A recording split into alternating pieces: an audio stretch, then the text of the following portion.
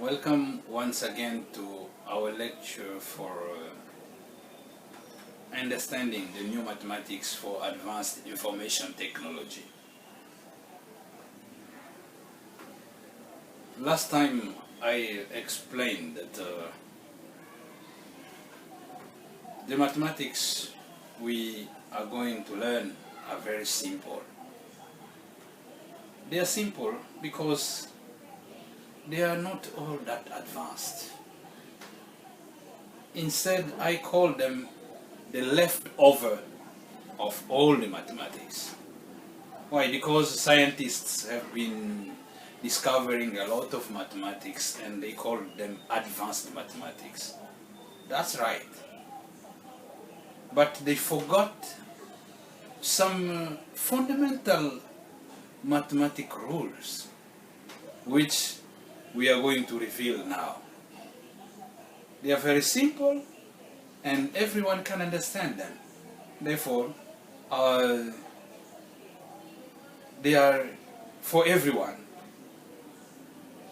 And all we need is just to pay a little bit attention. So these mathematics are going to describe the physics of numbers. Because as I said last time, a number is just like this piece of antenna. We can stretch it and all the values inside will come out. So if we had our number 7, then we stretched it, all the values which are 6, 5, 4, 3, 2, 1 were able to come out. And because of that, numbers, to do that, they vibrate. And that vibration leads to what we call acceleration, deceleration, and expansion. This is the first batch we are talking about. There are more physics to come. We will be talking also about the projection and the explosion. Now let's talk about this acceleration, deceleration, and expansion. So why we have to do this? Why we have to study all of this physics? Because we are going to resolve a very big problem in cosmology and physics. Scientists have been struggling about the singularity inside the black holes, what it is. And our mission here is to go inside the black hole and find the singularity. The singularity is that impossible object found at the center of each black hole in the cosmos. And because that object, singularity, is information, so we need to gather also information for going there.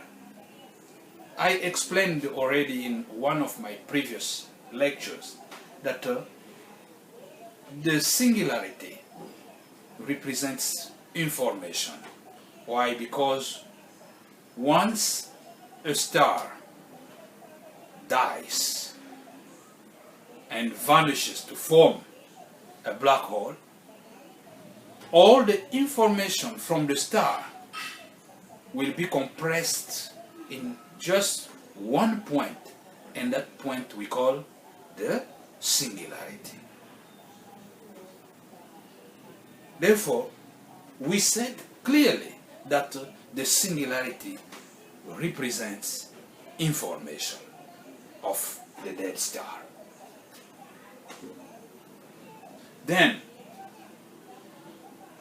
the numbers are the one who will provide the data or the information we need in order to identify the singularity. And because this theory is dealing with the singularity, so this theory is really 100% a theory of information. When I say information, many of you cannot understand. I will be giving explanation about information, but not yet now, because there are some explanations first to be given. Then when we will be explaining, we'll be defining the information, you will understand easily.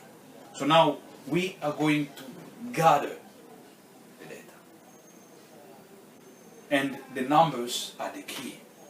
The numbers are the best tool for measurement of space and time. Therefore, they will help us to talk about information inside the black holes. For this case, for example, inside a black hole, we don't need any formal units we are using in our computation, our calculations. We don't need them. We don't need kilograms. We don't need liters. We don't need newtons, volts, watts, and all units that we have been using for. We don't need them. All we need is a number, because the number by itself can guide us. If you know, for example, the mass of the star that died in order to form the black hole, in order for you to know the depth of the black hole that it will form, you will use the number. The number will guide you, because the number has, through this physics, we can know how far it can go. So numbers are the solution. To begin with, let's talk about the acceleration of a number. We always accelerate numbers unconsciously. Anytime you are counting a number, you are accelerating it or decelerating it. Did you know that? So if you have a number like n, to accelerate this number, you count it forward as many times as the number itself indicates. So if your number is 4, for example, then you will count number 4 times forward. 4 times forward until the last number will be the double of 4. So all the numbers located in this space of numbers will be the acceleration. So we have the acceleration of 4. We'll go from 4 to 8. So you include all these numbers. To accelerate number 4, we say 5, 6, 7, 8. 4 times. This is the 4 times forward. Then you sum all the numbers here, including 4 itself, then you have 30.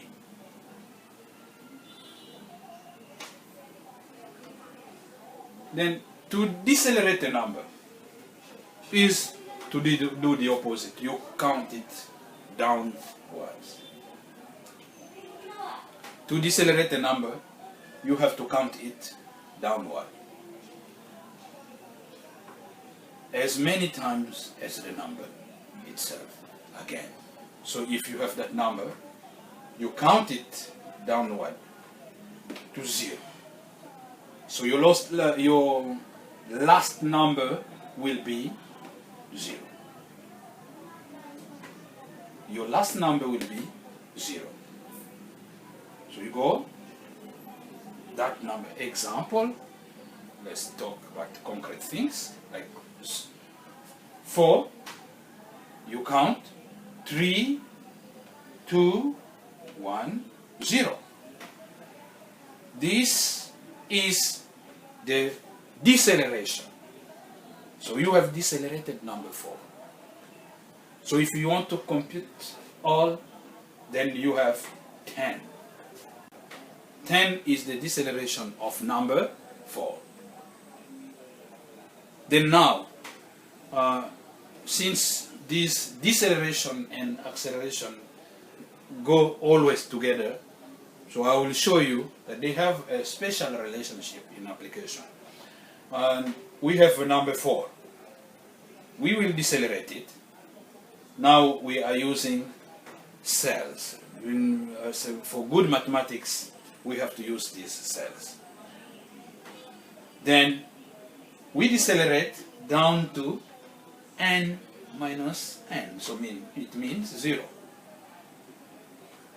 Then accelerate to up to 2 times n, or n times 2, that's 8.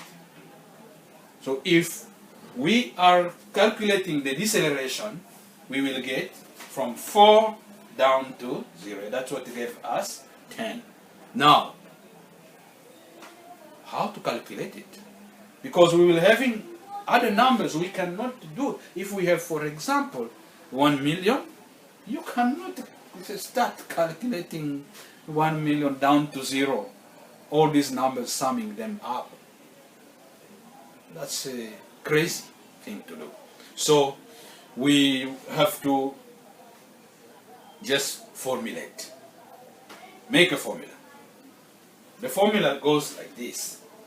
For number 4, in order to get 10, we get 4 times 4 plus 1, which is 5, divided by 2. So for any number, we will have n times n plus 1 divided by 2. It's very simple. Very simple. That's the deceleration of a number. Apply it to all the numbers that you can afford to count. It works. No error at all. This is the formula for deceleration of a number. And the acceleration, we said for number 4, we go from 4 to 8.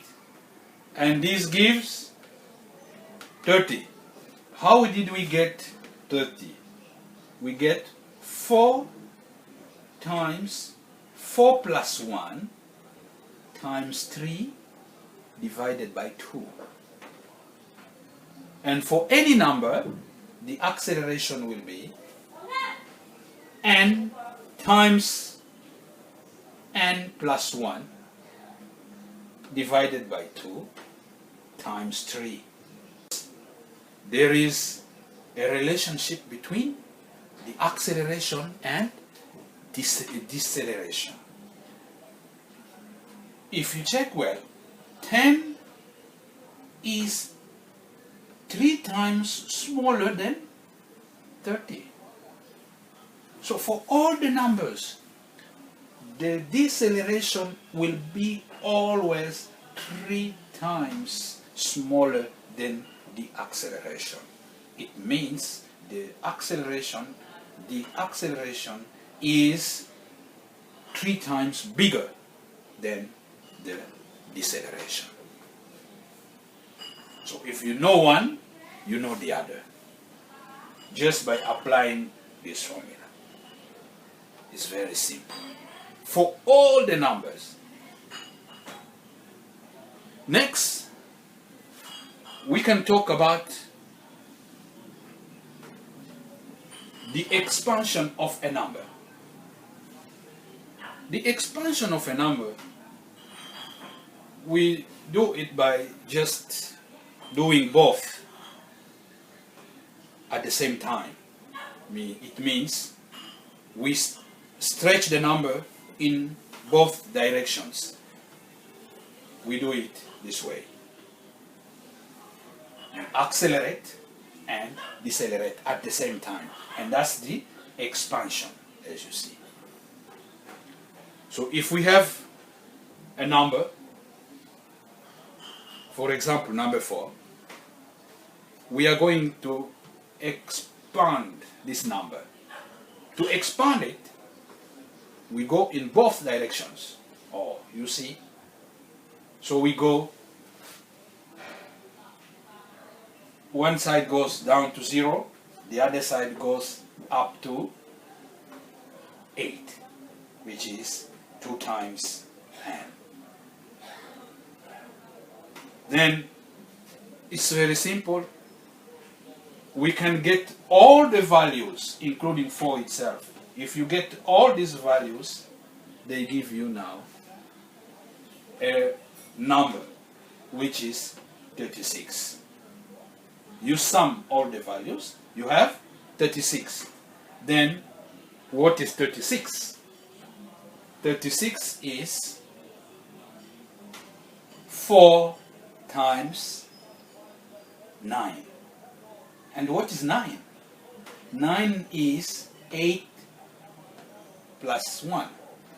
If we want to know the expansion of number 4, we will get 4 times 2 times 4 plus 1.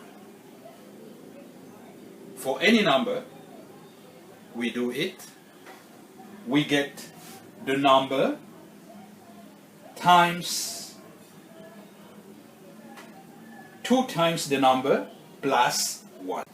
It is very simple. So the mathematics we are learning today are so simple as you see them. However, the results are tremendous. You cannot imagine. Just by doing this, I said these are the leftover of mathematics. 1 plus 1.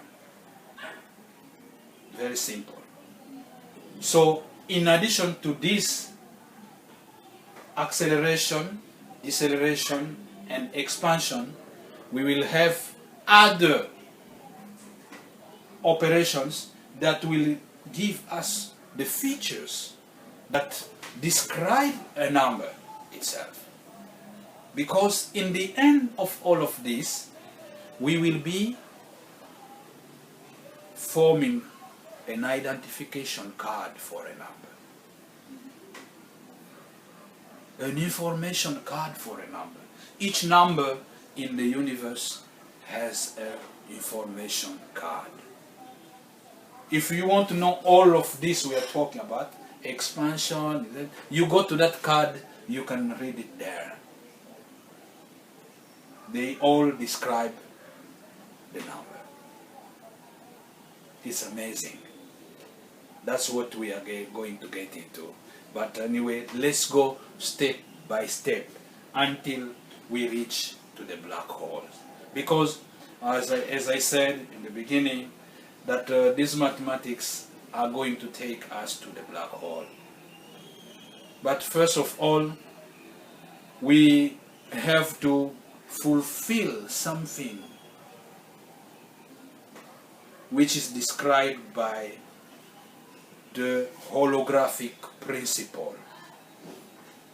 That on the surface of the black hole, there is information. And that information, that's what we are gathering here, because that information will help us to go inside the black hole. Is it okay? It's nice. The information we are gathering now by having this expansion, so don't feel bored because of this small mathematics. Because this small mathematics will appear there on the surface of the black hole. So all these formulas we are making here are called information. We are gathering information. This is the information we are gathering already. From acceleration, deceleration, and expansion. Now we have at least 3 informations that can be found there on the surface of the black hole. Let's gather for more. Next time we will continue. So thank you very much. Be ready for the next lecture. I will be giving about the projection of a number. And that will be very interesting because the projection tells more story about the number. So let's meet again. Thank you very much.